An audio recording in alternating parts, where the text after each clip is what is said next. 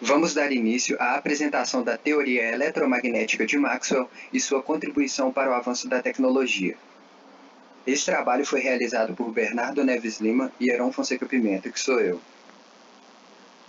Esse trabalho tem como objetivo discorrer acerca da teoria eletromagnética de Maxwell e sua contribuição para o entendimento da eletrodinâmica. Graças a ela, podemos compreender o comportamento da luz e qualquer fenômeno elétrico.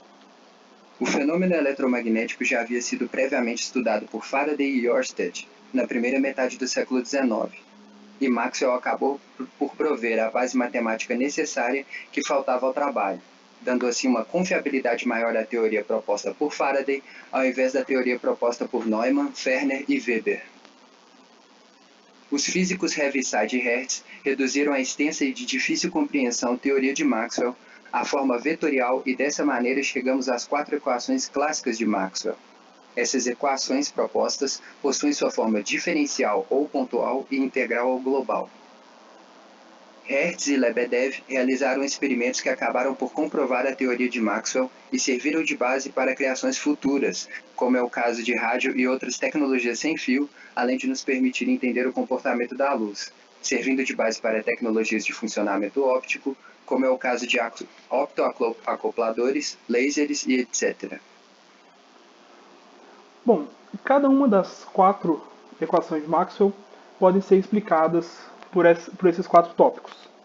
Então, toda corrente gera um vórtex magnético. Isso a gente consegue visualizar com a regra da mão direita. Também, a mudança no fluxo magnético produz um campo elétrico ou induz um campo eletromagnético. Todo campo magnético é originado apenas por correntes, ou seja, não existem cargas magnéticas. E todo campo elétrico é originado por cargas que produzem linhas de força elétrica.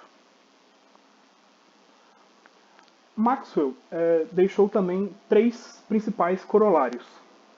O primeiro é que campos eletromagnéticos se propagam em forma de onda. O segundo, luz é um caso particular de onda eletromagnética. E o terceiro é que ondas eletromagnéticas produzem uma pressão mecânica. Isso a gente pode explicar a questão da onda nesse diagrama abaixo. Uma variação de corrente induz uma variação no fluxo magnético, que gera uma variação no campo magnético, que dá uma variação no campo elétrico, e com isso a gente tem a onda. Aqui temos as 4 equações de Maxwell, colocadas na sua forma integral e forma diferencial. E aqui, separando cada uma e intitulando, temos a lei de Gauss para a eletricidade, a lei de Gauss para o magnetismo, a lei de Ampère e a lei de Faraday.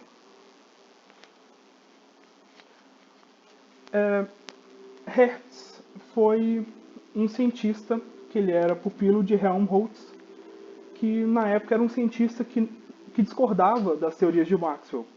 Então, o objetivo inicial de Hertz era fazer um experimento que refutasse a teoria de Maxwell. Porém, após a realização do mesmo, foi comprovada a existência de ondas eletromagnéticas. Na verdade, o experimento dele corroborou para as teorias de Maxwell. E, além disso, foi descoberto também os efeitos de polarização, refração e reflexão para ondas. Aqui à direita nós temos um diagrama, um esquema, mostrando como foi realizado esse experimento. E, após um tempo, Lebedev também tentou corroborar com Maxwell, porém o objetivo dele foi um pouco diferente. O objetivo dele era verificar o terceiro corolário de Maxwell, que trata sobre ondas eletromagnéticas produzindo uma pressão mecânica. E os resultados desse experimento foram bastante conclusivos e eles foram suficientes para convencer a grande maioria dos cientistas que ainda não tinham concordado com as equações de Maxwell anteriormente.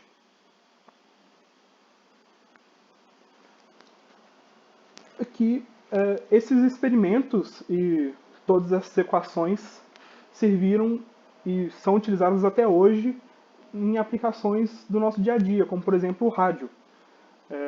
Aqui a gente tem à direita um funcionamento de um rádio, a gente tem embaixo um sinal modulado em FM, ou seja, modulado pela sua frequência. O de cima é um sinal modulado em AM, ou seja, modulado por amplitude. E os dois sinais de cima, a gente tem o sinal modulador, que contém a informação a ser transmitida, e a portadora. Quando a gente modula a portadora, a gente pode ter um desses dois tipos de sinais modulados. E à direita, a gente tem antena, né? A gente tem em cima a propagação da onda gerada nessa antena, e embaixo a gente tem o campo eletromagnético saindo dessa antena.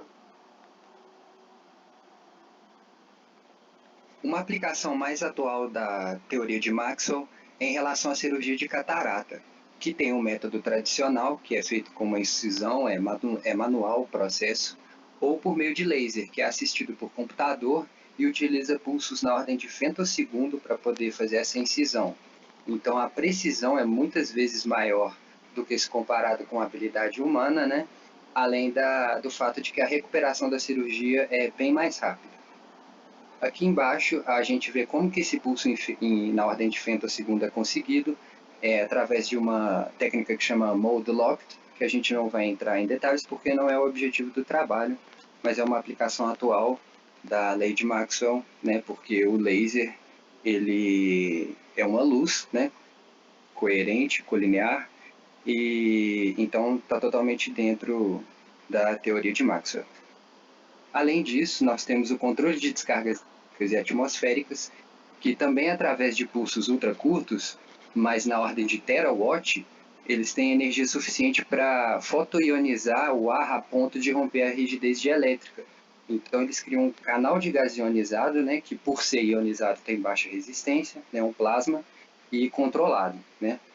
Aqui a gente vê eles, né, os exemplos, né, a bobina de Tesla, a descarga elétrica perfeitamente reta, parece até uma espada Jedi. E aqui do lado a gente tem arcos elétricos que já são recurvos ou em formato de S, e mais para frente a gente vai ver formatos mais complexos de arco elétrico. Aqui a gente tem o exemplo de como acontece essa amplificação, né? Não é só o pulso ultracurto que é necessário. Então aqui mostra um esquema do método mais usado para essa amplificação de pulso ultracurto, que é o Chirped Pulse Amplification. Outra aplicação também atual são os hologramas de plasma, né? O Fairy Lights, que também utilizam pulsos ultracurtos. Porém, os usuários podem tocar nos hologramas, né? Eles são tangíveis e interativos. Então, já está abrindo um leque muito maior para a interação entre homem e máquina. Aqui embaixo a gente vê na imagem como que funciona, né? Mais ou menos a ideia do laser, como que ele projeta a imagem a nível volumétrico, né? E graças a essa teoria eletromagnética de Maxwell e os experimentos de Hertz e Lebedev, o rádio e muitas outras tecnologias que hoje são fundamentais para o nosso dia a dia foram possíveis de existir. Né? A gente viu através dos exemplos aí nos slides anteriores, e aqui a gente vê também outra aplicação médica, que é a ressonância magnética, né? Que também usa as leis de Maxwell como base. Como conclusão, a gente tem que a teoria eletromagnética de Maxwell foi responsável pela união da eletricidade com o magnetismo. Além disso, nos possibilitou perceber a natureza ondulatória da luz e a pressão mecânica exercida pelas ondas eletromagnéticas. O reconhecimento da veracidade dessa teoria veio com os experimentos de Lebedev e Hertz, que demonstraram a transmissão remota de energia e sua natureza oscilatória, que posteriormente deram origem ao rádio.